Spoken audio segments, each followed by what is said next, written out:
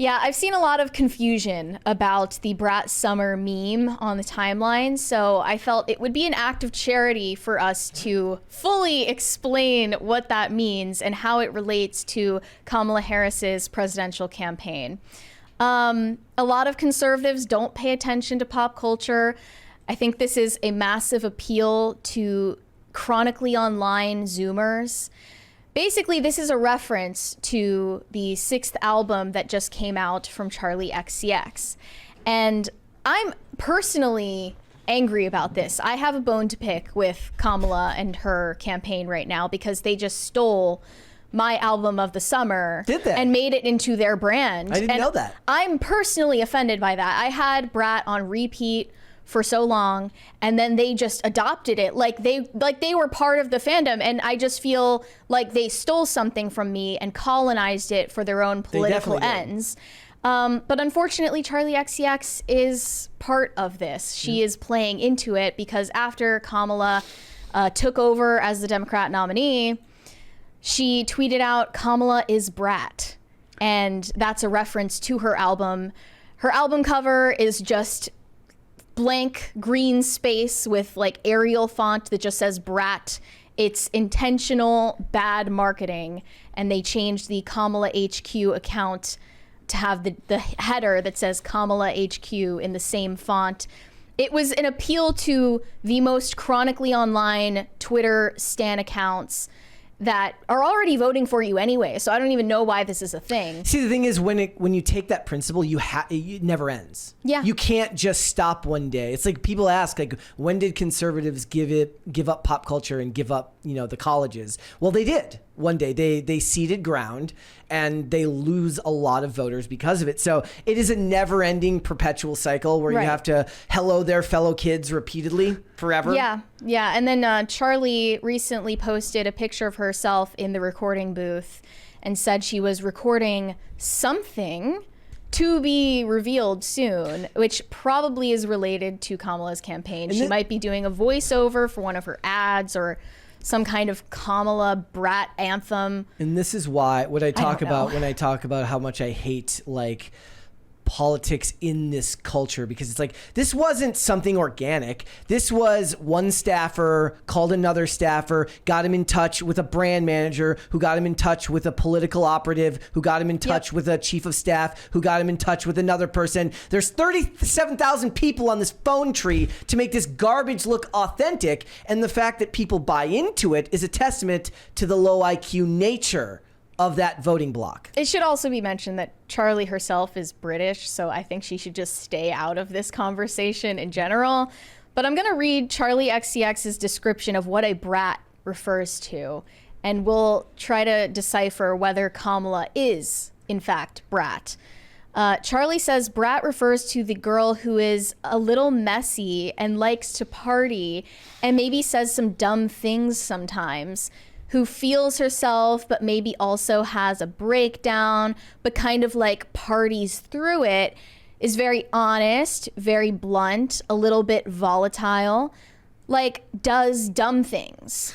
I mean, if you replace partying with destroying the fabric of American society by working as a politician, 110%. The rest of it, yes. Well, I think doing dumb things. You're both right, but I think it is effective. I know you disagree with me, but I think it is effective. It's going to get people excited to vote for Kamala. And it's getting people, when we talk about things being memory hold, this is how you do it. It might be contrived. It might be have gone through a ton of people, but everybody's talking about Brat and not talking about the assassination attempt, including us. And that's not to say it's like one thing or the other, but it's a tactic that they use, and it's extremely effective.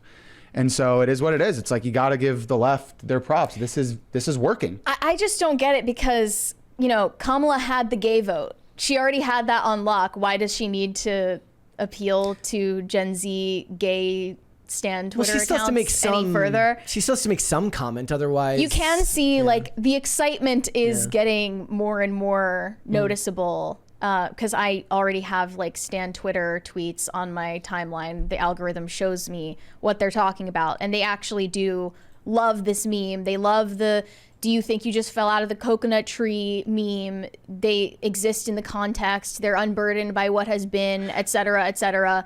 Like, there are so many sound bites. The Venn diagram sound bite where Kamala is like, I love Venn diagrams. There's something about those 3 circles and the way that they intersect. Like, or when we talk about the children of the community, they are the children of the community. But I mean, being a politician, you're going to have to engage in cringy stuff along the campaign trail. And, you know, again, she's engaging with the Charlie XCS cringe. I'd rather have Trump do that type of stuff, but with people that are younger and not just Kid Rock and he should be Hulk talking Hogan. to Logan Paul. Do both. Logan Paul should have been at the RNC. Totally. 100%. That was a missed opportunity. And I feel like Trump's meme magic is dying out. And now Kamala is filling the vacuum for meme magic in this election cycle. As cringy as it sounds to actually say that out loud, it is important, and it actually influence people in their voting decisions. You said earlier when we were talking about it, you said Gen Z doesn't vote. I would say Gen Z is probably the most mobilized young generation voting-wise because they've been raised on fear porn about the death of democracy. Do you think that holds true on the right as well, or are you talking about the left-wing Gen Z? I think younger right-wing voters are probably more predisposed to vote anyways if they care about politics in that fashion.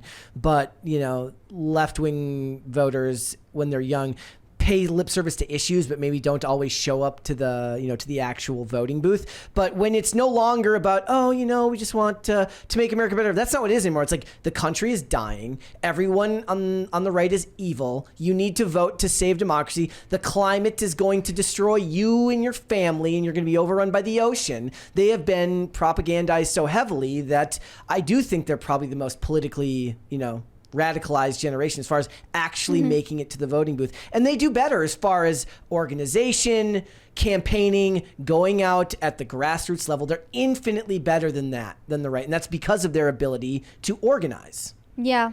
I feel like there is a growing Kamala derangement syndrome right now. Like, obviously I'm not voting for this woman. I don't personally like her. But I do see these clips going around and the memes and the sound bites, and it's funny. Like, outside of the context, like, I understand why people are seeing some kind of charm and joie de vivre about Kamala. Well, I think we have to realize that there is a huge difference between a supporter and a voter. Yeah. Trump has a ton of support. The boat rallies, the rallies all over the country. People love rallying behind him. But the people that are going to decide this election are the voters. And I think we need to focus on low propensity voters and bringing people like Jake Paul into the fold. That gets people in Gen Z not voting because they're a big supporter, but voting because Jake Paul did. Haha, that's so funny. And that's a big group of the young voting base. Yep. Yeah, that's a good point. Another appeal that she has made to Stan Twitter gays was her recent appearance on RuPaul's Drag Race. In the introduction to the recent episode, she started her official campaign with RuPaul and his drag queens. Hi everyone, it's Kamala Harris. Each day we are seeing our rights and freedoms under attack, including the right of everyone Kamala, to be who they are, love who they love, openly and with pride.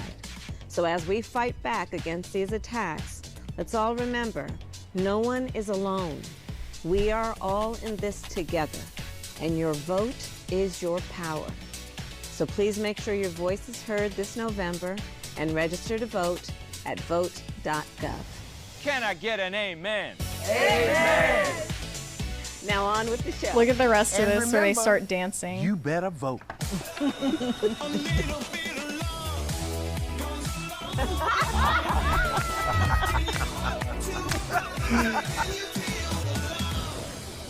They are so much better at propagandizing than it's true. Any like the ability and infrastructure that they've built out through Hollywood and the media to reach people is just, it dwarfs the movement on the right. I'm sorry. Like Meme Magic won in 2016 in an organic fashion, but organic seems to be dying out, and that's not working in the way that it used to. And this is going to reach a lot of people, and she's going to do infinitely more about this. I still remember, like, one of my first thoughts when I initially started to give a crap about politics, and I didn't really know or care when I was younger, right? Was like, all I could think about was like, why is Barack Obama constantly on late night talk shows? Doesn't he have better things to do? Isn't he busy? Like, that's the work. He's the leader of the free world. That's what they tell you. Like, why is he doing this? Because that is the work, right? It's your job to go out and reach new voters, and they do it. And the message it's just so blandly syrupy and innocuous. She doesn't actually talk about the real issues. The Republicans want to talk about the issues and the policies. And I'm like, they don't care about that. They want to hear syrupy language and bumper stickers. We should be able, and we can laugh at it, but we can't underestimate it. People don't realize that the Democratic Party and Kamala, they might not have as many supporters or as strong support, but they have the voters. I talked to a girl yesterday in DC when I was doing interviews, and she said that she was terrified that the Dems were rigging the primary again. She recognized that they did it in 2016 with Bernie in 2020. She said that she hated when her side is calling the assassination attempt on Trump a hoax. Like, all these things she was so self-aware about at how horrible the Democrats were. But then I ask, are you going to vote for Trump or are you going to still vote for Kamala? I'm voting Democrats no matter what. So it's like, you have these people, this is actually how they think. It's super scary.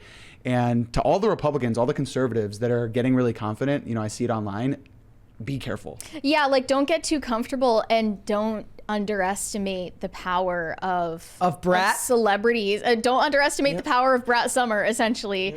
As stupid as that sounds, it's, not stupid when it has a real world effect, and the right continues having this problem where they discredit everything related to pop culture. And meanwhile, I'm sure Swifties are waiting with bated breath for the endorsement from Taylor Swift. They are. And like, that's going to be important to them. There's a reason why to this day companies still do celebrity endorsements for products. And here's one, Olivia Rodrigo, who has huge Gen Z appeal, just endorsed Kamala Harris on her Instagram. She posted a clip from one of her campaign rallies where she was pledging to restore reproductive rights if she becomes president. I saw the hashtag. Super important to Olivia Rodrigo, who distributes birth control to her underage audience. I saw the hashtag Rovember. Yeah. That's because people don't understand how Supreme Court rulings work. But regardless, it's not important. The facts aren't important. It's all vibes.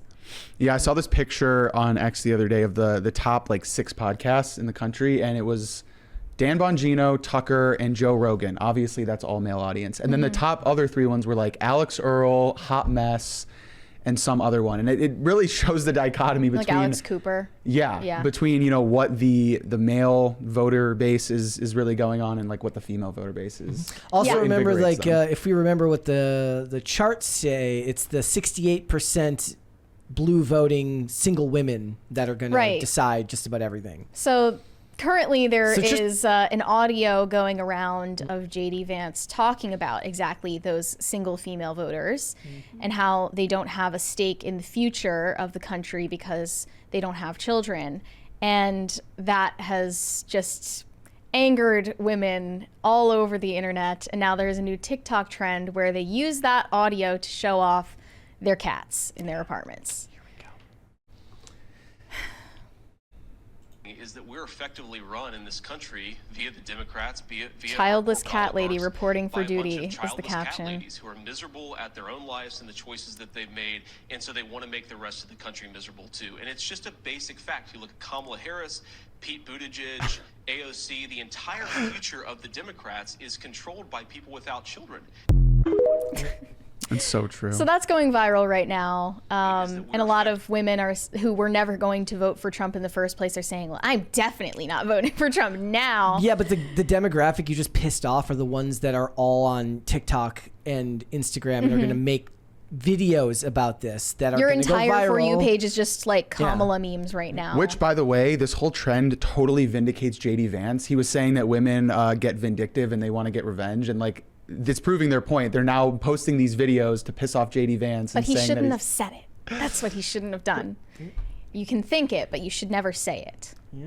But again, never underestimate the importance of people like celebrities in politics. Perhaps more now than ever, though you could say that this has always been true in Hollywood. There's a great series of videos from Razorfist called "Hollywood Was Always Red," talking about communism in Hollywood. But artists are emotional people, and emotional people vote a certain way, as we know. It's funny because the media was so taken by surprise when Trump won in 2016, and they didn't understand that 4chan culture. Like, they didn't understand what meme magic meant. They didn't understand any of these things that Trump supporters were talking about online. And now the tables have turned. Because we're kind of in a similar situation. Trump is running against a woman, but this time she is the one who has the meme magic on her side, and it's TikTok that the media doesn't understand, and it's TikTok that specifically right-wingers don't understand. And way less baggage than Hillary. True. Yeah. And way she has less. Yeah, a far less known public record. I mean, Hillary's viciousness was so obvious to everyone that you couldn't really even deny it. My dislike for Kamala isn't just for her, it's for career politicians in general, right, and her political record. But I had to look into that. If you're not looking for her bad decisions, you're not going to find it.